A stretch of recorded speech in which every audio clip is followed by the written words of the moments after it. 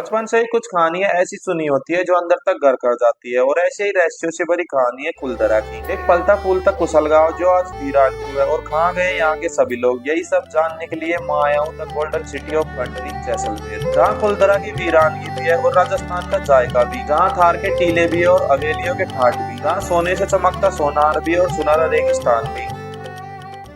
तो गाइस हमने ले लिया बाइक रेंट पे होंडा साइन, और एक बाइक पे 3 बंदे जा रहे हैं। हमें जो पुलिस वाले न पकड़ ले। अब कुलधरा दिखाएंगे आपको। है जो कुलधरा के लिए हम यहाँ से ले रहे रवानगी, क्योंकि वहाँ तक जाने के लिए कोई पर्सनल साधन करना पड़ता है, कोई ऐसे साधन नहीं चलते हैं। तो हमने ये होंडा साइन रेंट पे लिया है। अब आपको सीधा कुलधरा में मिलते हैं। जैसलमेर से कुलधरा अप्रोक्स 20 किलोमीटर होगा। बचपन से इसकी कहानियां सुनी है, फिल्में देखी है, पढ़ा भी है। अब मेरी आंखों से बस कुछ ही दूरी पर है। रेगिस्तान के बीचों बीच इन खाली रोडों पर बाइक चलाने का मजा ही कुछ और है यार। एंड आई एम श्योर हर एक राइडर का सपना होता है कि उसे लद्दाख और जैसलमेर में राइड करने का मौका जरूर मिले।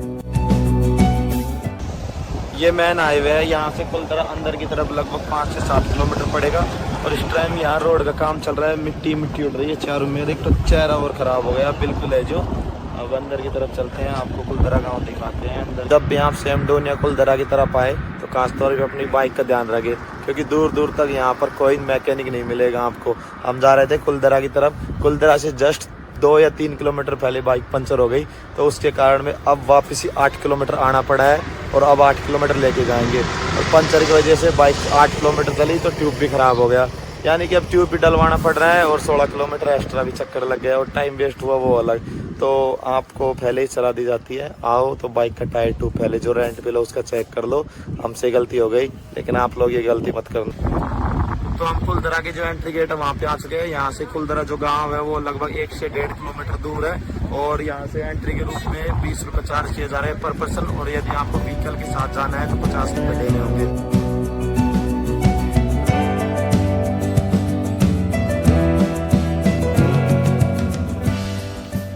बचपन से सुनते आ रहे हैं कुलधरा कुलधरा कुलधरा, कहानी किताबें सब में पढ़ा है कुलधरा के बारे में, लेकिन यहाँ के कुछ और मतलब कहानी में कुछ और दिखता है, यहाँ के कुछ और ही दिखाई दे रहे हैं हमको। हाँ, भूत ऊत का तो अभी देखते हैं क्या होता है, मिलता है नहीं मिलता। लेकिन ये है, यहाँ की कहानी बड़ी दर्दनाक है। ये उजड़े हुए खंडर, एक रात में लोगों को पलायन कर जाना, ये सबसे बड़ा रहस्य है। एक रात में लोगों का पलायन कर जाना। अब सोचो, अगर आपसे कोई बोले कि आपके घर को छोड़ के जाना है, और वो भी एक रात में, तो आपको कितना दुख होगा। और यहाँ तो पूरा गाँव एक रात में खाली हो गया। तो सोचो उसकी वो दर्दनाक भरी वो कहानी क्या होगी। अब इस कहानी के पीछे क्या रीज़न है, क्यों पूरा गाँव एक रात में खाली हो गया, या फिर क्या हुआ ऐसा कि ऐसा उनको करने पे मजबूर होना पड़ा, या फिर कोई भूत का है क्या चक्कर है, वो हम आपको एक्सप्लोर करेंगे आगे।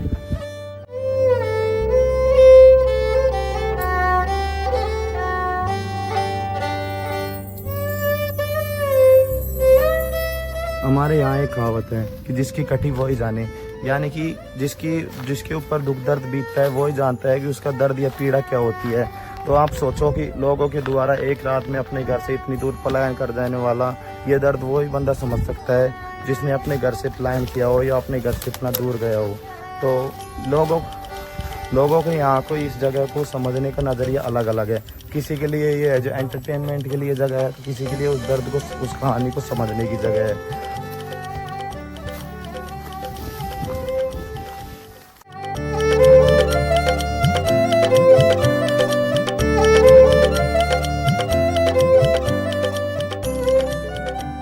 इस गांव के एक रात में खाली हो जाने के पीछे कई तरह की कहानियां हैं, जिनमें से पहली कहानी थी कि यहाँ एक पालीवाल ब्राह्मणों का एक गांव था, उसका एक मुखिया था। अब मुखिया की क्या एक बहुत ही ज़्यादा खूबसूरत लड़की थी। तो जो यहाँ का जो राजा था उस टाइम बच्चा था, तो उसका राजपाट क्या, उनका एक मंत्री था सलीम सिंह नाम करके, वो संभालता था। अब उसका क्या, उसकी जो हवस भरी नज़रें थी वो उस मुखिया की लड़की पर पड़ गई। तो उसने सोचा कि ये लड़की को मैं हासिल करूँगा। तो उसने इनसे जो मांग की उस लड़की की, लेकिन गाँव वालों ने मना कर दिया कि हम हमारी लड़की नहीं देंगे। तो उसने क्या किया, यहाँ का जो कर था वो कर वसूली, मतलब हर चीज़ पे कर लगा दिया, कर वसूली बहुत ज़्यादा करने लग गया, ताकि ये परेशान होकर ये लड़की मेरे को सौंप दे। लेकिन गांव वालों ने वो लड़की नहीं दी, और कई सालों तक वो सलीम सिंह से उन्होंने संघर्ष किया कि जब लड़ते रहे, कर देते रहे बेचारे कैसे तैसे करके। लेकिन अंत में क्या हुआ कि मतलब अनीति हो गई, वो हद से ज़्यादा बढ़ गई बात है जो। तो गांव वालों ने एक मीटिंग बुलाई रात को और सोचा कि हम हमारी लड़की की इज्जत तो दे नहीं सकते, क्योंकि उनके लिए जो लड़की थी वो सबसे बड़ी थी और उनका सबसे बड़ा नियम था कि उनका नियम था पालीवाल ब्राह्मणों का कि हमारे गांव की लड़की की अगर शादी होगी तो मतलब वो उसी समाज या उसी धर्म में हो, उसी उसमें होगी, उनके ही समाज में होगी, पालीवाल ब्राह्मणों में। तो वो लड़की सलीम सिंह को दे नहीं सकते थे। तो उन्होंने एक रात मीटिंग बुलाई, पंचायत जोड़ी। उस टाइम पंचायत ही जुड़ती थी ऐसे फैसलों लेने के लिए। तो उन्होंने एक किया कि भाई अपन रात को सब यहाँ से निकल लेते हैं, रात में ही अगर इसको पता लग गया तो वैसे भी अपन को नहीं छोड़ेगा, और अगर लड़की दे दी तो लड़की की जिंदगी खराब है, और अपन जो ब्राह्मण लोग थे तो इज्जत के साथ खिलवाड़ नहीं कर सकते। तो उन्होंने एक रात में यहाँ से निकलने का फैसला किया। और अगर यहाँ की दूसरी कहानी की तरफ जाए तो लोग कहते हैं कि सूखे की वजह से यहाँ लोग है जो पलायन कर गए, यहाँ लोग जहाँ बहुत ज्यादा सूखा पड़ा था तो उसके कारण लोग रातों रात निकल गए। लेकिन ये कहानी में तो ज्यादा सच्चाई नहीं दिखती है, क्योंकि अगर सूखा पड़ा होगा तो ऐसे तो नहीं भाई इसी गाँव के ऊपर पर्सनली पड़ा होगा सूखा है जो, आसपास के गाँव के ऊपर भी तो पड़ा होगा। लेकिन आसपास के गाँव में तो आज भी बसावट है, वो उनमें से किसी ने खाली नहीं किया। पर्सनली यही गाँव खाली क्यों हुआ था? अब ऐसा भगवान ऐसा तो कर नहीं सकता कि भाई इसी गांव के ऊपर सूखा पटकू और गांव को छोड़ दूं। अगर पटक भी दे तो अगल बगल गांव से जो पानी आने की समस्या दूर हो सकती है ना थोड़ी बहुत तो। लेकिन ये कोई कहानी, इसमें कोई दम नहीं लगता। वैसे मेरे को नहीं लगता ये कहानी सच्चाई होगी, क्योंकि सूखे की वजह से तो यहाँ से पलायन नहीं कर सकते वो है जो। और अगर तीसरी कहानी की तरफ जाए तो लोग कहते हैं कि चुड़ैल की वजह से एक रात में गांव खड्डर हो गया। अब चुड़ैल की कहानी है तो क्या लोगों की मनगढ़ंत भी लगती है, क्योंकि लोगों को मजा ही उस चीज में आता है। अगर किसी चीज का डर है या फिर कुछ और भी है तो उसमें इंटरेस्ट लेते लोग है जो कि भाई ये भूतिया जगह है, ये है वो है ना। तो जैसे बानगढ़ को देख लो, मैं वहां पे 2 3 4 बार जा चुका हूँ, लेकिन मेरे को आज तक कोई भूत नहीं दिखा, ना कुछ ऐसी लगा कि भाई यहाँ कुछ होगा यहाँ पर भी। लेकिन भूत की कहानी में तो हो भी सकता है, लेकिन मेरे को नहीं लगता कि ऐसा पर्सनली कोई कुछ भूत वूत का चक्कर होगा इधर है जो। लेकिन फिर भी लोगों को क्या कहानी बनाने की आदत हो गई है कि भूतिया, क्योंकि भूतिया कहानी लिख दो ना तो सब लोग इंटरेस्ट लेंगे। फैक्ट में कोई इंटरेस्ट नहीं लेता, और अगर आप लिख दो ये काम भूत ने किया है तो सब ऐसे गौर से देखेंगे, गौर से सुनेंगे, हाँ भाई भूत ने किया है ये काम है जो। लेकिन भूत का वो एक मूवी आई थी, कालो मूवी करके आई थी, वो CID में क्या वो अभिजीत रहता वो था उसमें हीरो। तो वो कालो मूवी में दिखाया गया है कि ये भूत की वजह से नष्ट हो गया, भूत यहाँ सबको मार देता वो। लेकिन पर्सनली मेरे को तो उसी बात में सच्चाई लगती है कि यहाँ वो सलीम सिंह की वजह से यहाँ पलायन कर गए होंगे रात को है जो। और एक बात और, देश के किसी भी कोने में चाहे कोई भी पालीवाल ब्राह्मण हो, चाहे वो करोड़पति हो या रोडपति हो, वो रक्षाबंधन को सेलिब्रेट नहीं करते। क्योंकि उसके पीछे रीजन ये था कि जब सलीम सिंह का जो टैक्स प्रेशर उनके ऊपर बन रहा था, टैक्स दिन दिन बढ़ते जा रहा था, तो उन्होंने जब यहाँ से निकलने का एक रात में निकलने का प्लान बनाया या पंचायत में फैसला निकाला, तो उसमें क्या था कि उस टाइम कोई गाड़ी वाड़ी तो थी नहीं, ना कोई रात में लाइट वगैरह थी। तो उन्होंने पूर्णिमा को रात को चुना, क्योंकि पूर्णिमा की रात में फुल प्रकाश होता है, फुल मून होता है, तो उजाला रहता है नाइट में हल्का फुल्का है जो। और निकलने के लिए कोई साधन नहीं था तो बैलगाड़ी वगैरह ले जाने पड़ते थे, तो उसमें वो प्रकाश की हल्की फुल्की जरूरत थी, अंधेरे में निकल नहीं सकते थे। तो इसलिए उन्होंने पूर्णिमा के दिन को चुना और उस दिन रक्षाबंधन था। तो इसलिए पालीवाल ब्राह्मण रक्षाबंधन को सेलिब्रेट नहीं करते। उनको लगता है कि ये दिन हमारे लिए बिल्कुल भी शुभ नहीं है। इस दिन उनकी जो बताओ दुखद दिन मानते हैं इस दिन को वो है जो। उनके लिए तो ये दिन मतलब एक पूरे सपने की तरह है कि ये हमारे जीवन में एक बुरा सपना था, हमारे साथ ऐसा हुआ। इसलिए पालीवाल ब्राह्मण चाहे कोई भी हो, वो रक्षाबंधन को सेलिब्रेट नहीं करते बिल्कुल भी।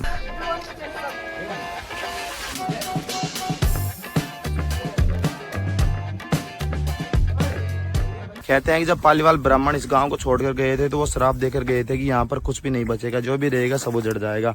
उसके बाद ये गांव बस ऐसे ही खंडरों की तरह पड़ा है। उसके बाद इसको ASI ने अपने अंडर में ले लिया और हल्की फुल्की देखभाल किया, थोड़ी दीवारें किया है, थोड़ा बहुत मरम्मत किया है, और अब हल्की फुल्की देखभाल इसको एक टूरिस्ट पैलेस घोषित किया है।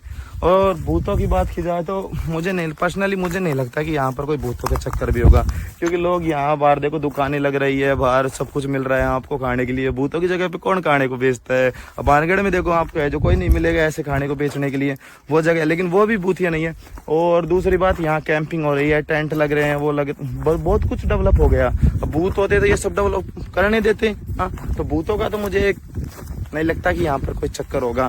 हाँ, ये जगह दर्द भरी हुई है, इसमें एक दर्द है कि यहाँ जो छोड़ के गए थे वो दर्द महसूस किया जा सकता है आज भी है जो, कि भाई कैसे एक रात में लोग ऐसे 200 परिवारों का लोग ऐसे एक रात में पूरा गांव को खाली करके चला गया।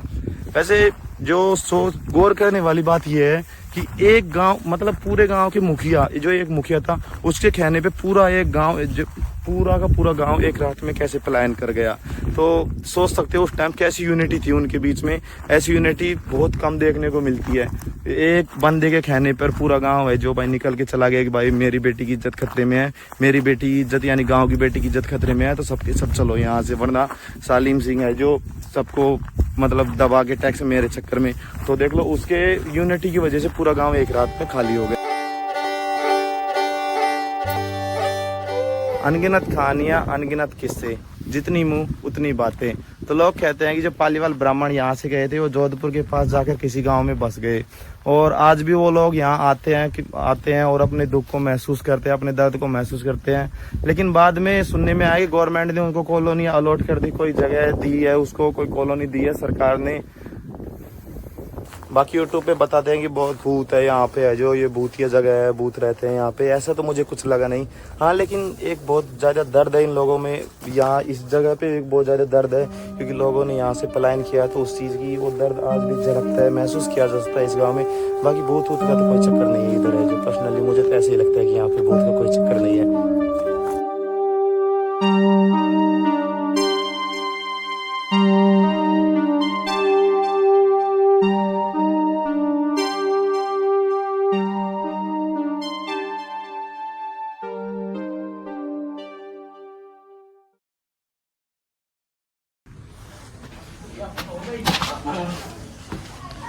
तो ये था उस टाइम का जो बैंक माना जाता है, मुखिया के घर में है। लोग उस टाइम तो बैंक वगैरह कुछ नहीं था, ना कुछ तिजोरियाँ वगैरह थी। तो लोग क्या करते थे, अपना पूरा धन है जो ये मुखिया के इसमें छुपा देते थे। मुखिया को देते थे, मुखिया अपना पूरा धन इसी के अंदर रखता था। अब तो क्या यार, नीचे तो क्या जाऊँ, नीचे में जा भी नहीं सकता, इसमें डर लगता है। बाकी ये काफ़ी 10 फीट, लगभग 10 फीट का गहरा गड्ढा है जिसके अंदर ये पूरी चीज़ें छुपाई जाती थी। ये जो पालीवाल ब्राह्मण थे उनका मुख्य व्यवसाय था कृषि, और दूसरा था कि मिट्टी के बर्तन बनाने। अब आप सोचोगे कि यहाँ रेतीली मिट्टी है और पानी भी नहीं है तो मिट्टी के बर्तन बनाना उसका मुख्य व्यवसाय कैसे हो गया। तो ये जो बाउंड्री देख रहे हो ना मेरे पीछे, इसके पीछे पीछे ककनी करके एक नाम की नदी बहती थी, ककनी नाम की नदी बहती थी। तो वो नदी क्या थी, वो मानसूनी नदी थी, जब बारिश आती थी तभी उसमें पानी आता था, वरना वो सूखी रहती थी। तो बारिश के दिनों में ये लोग क्या करते थे कि तीनों तरफ से बाउंड्री बनाते थे और उस पानी को इकट्ठा करते थे, और उसके बाद में वो पानी उसमें इकट्ठा रहता था तो मिट्टी थोड़ी दलदली हो जाती थी। तो वो दलदली मिट्टी के बाद वो थोड़ा सूखने के बाद वो किले बनता है, तो उसका ये मिट्टी के यूज में लेते थे, उस मिट्टी को यूज में लेते थे बर्तन बनाने के लिए। और दूसरा कि उसी मिट्टी में लोग खेती करते थे। तो सोच सकते हो उस टाइम क्या गजब की टेक्निक थी, क्या टेक्नोलॉजी, क्या इंजीनियरिंग थी उनकी, है जो कि सूखे रेगिस्तान में, थार के मरुस्थल में भी वो मिट्टी के बर्तनों का काम करते थे, और करते ही नहीं थे, ये उनका मुख्य व्यवसाय था, इनसे उसकी आमदनी होती थी।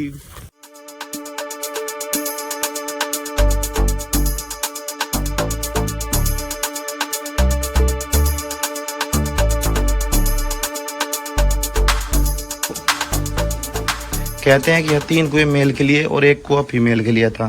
फीमेल वाले कुएं में चिड़ियाँ लगी हुई है ताकि जो महिलाएं थी वो नीचे उतर कर नहा सके, अपने कपड़े वगैरह धो सके। तो ये वही कुआं है जहाँ जो फीमेल के लिए बनाया गया है। ये बावड़ी टाइप में ये कुआं है, जो पानी है इसमें बारिश की वजह से अब भी पानी है। आप देख सकते हो ये बिल्कुल जर्जर अवस्था में, इसकी मरम्मत की है लेकिन फिर भी जर्जर अवस्था में। ये देखो ये बिल्कुल कंप्रेस कर रहा है, पानी निकल रहा है इसमें से, बिल्कुल ये ढहने की अवस्था में है। जो ये जो प्रेशर है वो इतना कंप्रेस कर रहा है। ये अभी मैं आपको पीछे से दिखाता हूँ, देख कि ये बिल्कुल ऐसे सिकुड़ चुका है, ऐसे सकड़ाई होती जा रही है इसके बीच में है जो। और ऊपर देखो पत्थर की जो वो है वो भी ऐसे मुड़ चुके हैं, ताकि इसकी सकड़ाई की वजह से ये कभी भी डह सकता है, इसकी ऐसी जर्जर अवस्था है। और ऊपर से इसमें पानी और निकल रहा है, जो पानी बगल से दरारों से पानी निकल रहा है वो उसको ज़्यादा नुकसान पहुँचा रहा है। ये वही 3 कुएं जिनके बारे में आपको बता रहा था कि वो 3 मेल कुएं हैं। ये पहला, ये दूसरा और तीसरा कुआं है जो, इनको क्या है ये इस हिसाब से डिवाइड किए गए हैं कि जिनमें छिड़ियाँ लगी हुई है वो फीमेल के लिए है, वो कुआं की, ताकि फीमेल नीचे उतर कर अपने रोज़मर्रा के काम कर सके, नहा सके, कपड़े धो सके।